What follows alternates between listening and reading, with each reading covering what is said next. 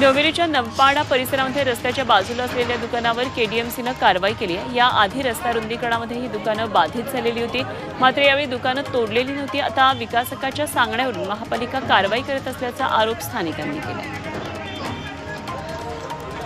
ऑपरेशनमध्ये पाय गमावलेल्या लेफ्टनंट कर्नल अवनीश वाजपेयी यांनी 14,000 फुटांवरून कृत्रिम अंगानं उडी घेतली।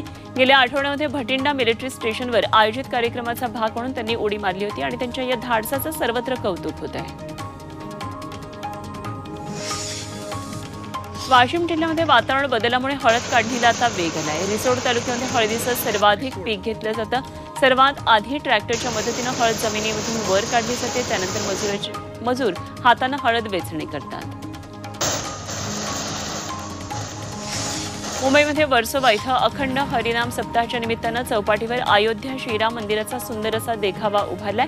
भारतातील प्रसिद्ध अमृत नोनी आर्थो प्लस ये एक प्रूवन फॉर्मूला है। इसमें मौजूद नोनी फल के गुण और आयुर्वेदिक जड़ी बूटियां शरीर को जरूरी पोषक तत्व देने के साथ साथ हड्डियों और जोड़ों के घिसने, उनमें होने वाले सूजन और दर्द को रोकने में मदद करता है। दर्द मुक्त जीवन के लिए अमृत नोनी आर्थो प्लस। वाळू शिल्पकार लक्ष्मी गौड यांनी वाळूपासून विठ्ठल पांडुरंगाचं शिल्प साकारलेले आहे। अयोध्या मंदिर आणि पांडुरंगाचे शिल्प पाहण्यासाठी भाविक मोठ्या प्रमाणात गर्दी करतात।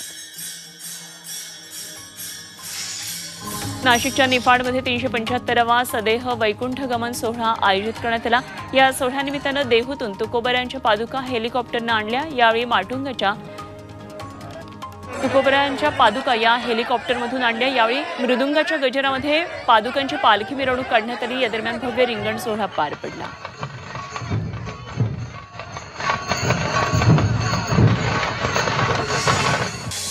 मुंबईमध्ये पवई पोलिसांनी सराई दुचाकी चोरट्याला बेड्या ठोकल्या। त्याच्याकडून 14 दुचाकी जप्त करण्यात आल्यात। आरोपी चेंबूरमध्ये असल्याची माहिती पोलिसांना मिळालेली। पोलिसांनी सापळा रचला, त्याला अटक केली। मुंबईतल्या अनेक भागातून दुचाकी चोरल्याची कबुली या आरोपीनं दिली आहे। मुंबईमध्ये 14 लाखांची विदेशी दारू जप्त करण्यात आली। वरळी भागामध्ये गाड्यांची तपासणी करत असताना सतीश पटेल यांच्या गाडीमध्ये 22 बॉटल सापडल्या। त्यांच्याकडे चौकशी केल्यानंतर त्यांच्या घरी 182 बॉटल्स मिळाल्या। ही विदेशी दारू दिल्लीमधून मुंबईकडे आणल्याची माहिती मिळाली। नाशिकच्या सातपूरमधल्या एका हॉटेल कामगाराची हत्या झाली। महेंद्र सिंग असं त्याचं नाव आहे। 19 वर्षाच्या महेंद्रवर तीक्ष्ण हत्यारानं वार करण्यात आला। तो मूळचा नेपाळचा असल्याची माहिती मिळते। हत्येचं कारण मात्र अस्पष्ट आहे। घटनेमुळे परिसरात भीतीचं वातावरण आहे।